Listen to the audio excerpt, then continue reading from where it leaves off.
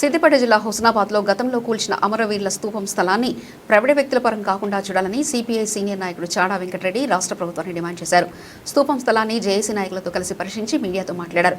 స్తూపం ప్రాంతంలో ఉన్న 4 ఎకరాలకు పైగా సీలింగ్ భూములను ప్రైవేటు వ్యక్తుల పరం కాకుండా జేఏసీ నాయకులతో కలిసి పోరాడతామన్నారు. స్తూపం స్థలాన్ని గతంలో స్థానిక మంత్రి పొన్నం ప్రభాకర్ పరిశీలించి కాపాడతామని హామీ ఇచ్చారని గుర్తు చేశారు.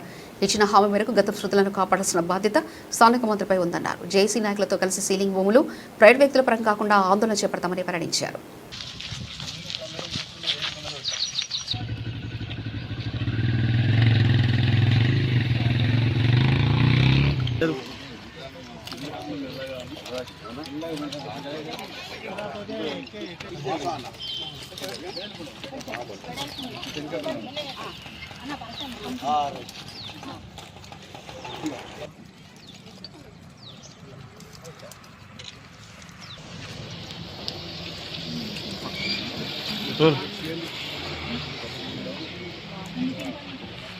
జోహార్ అమర వీరులకు జోహార్ జోహార్ జోహార్ అమర వీరులకు జోహార్ జోహార్.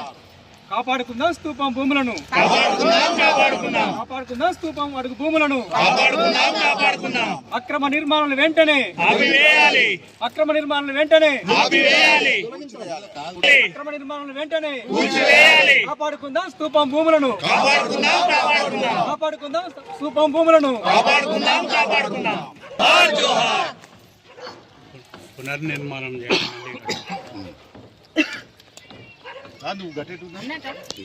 ఏమో అమరవీర స్తూపం దగ్గర. ఈ స్తూపం నిజంగా నిర్మాణం అయిన తర్వాత ఆసియా ఖండంలోనే అత్యంత పెద్ద స్తూపం అని చెప్పి చర్చించబడింది. ప్రతి చోట కూడా ఉత్సవాలో ఆసియా ఖండంలో ఒక పెద్ద స్తూపం నిర్మించబడినదని చెప్పి ప్రజలు భావించారు, అనుకున్నారు. అనివార్యంగా అది కూల్చబడింది. ఆ విషయాలు నేను ఇప్పుడు ఆ జోలికి పోను.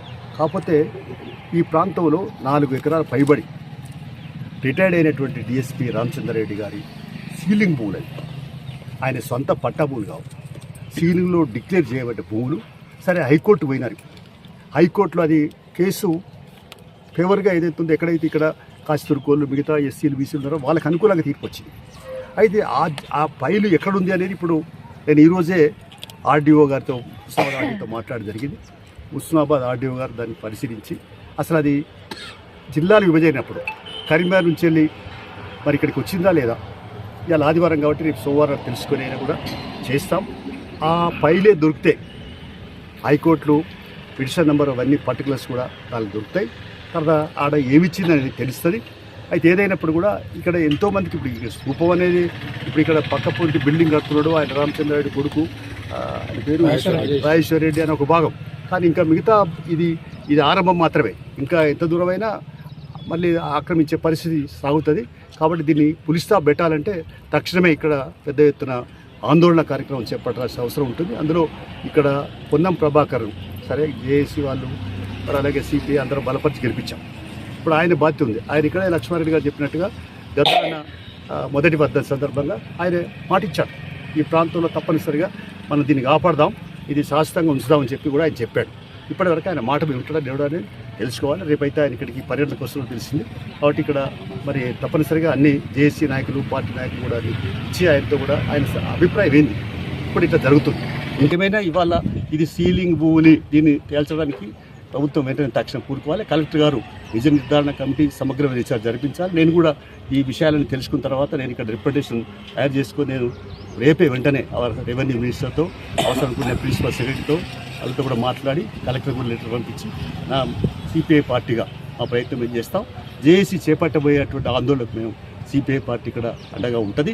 అంతేకాదు ఈ ప్రాంతంలో ఉన్నటువంటి సీలింగ్ భూములు ఇవి ప్రజలకు చెందాలి తప్ప ఎవరో మళ్ళీ గతకాలపు నియంతృత్వంలో ఆలోచించే ఉత్సవంలో చెందితే మాత్రం సహించేది లేదు. ఎందరికైనా పోరాడడానికి మేము సిపిఐ పార్టీ సిద్ధంగా ఉంటుందని చెప్పి తెలియపరుస్తున్నాం. మంత్రి గారు కూడా స్పందించాలని చెప్పి డిమాండ్ చేస్తున్నాం.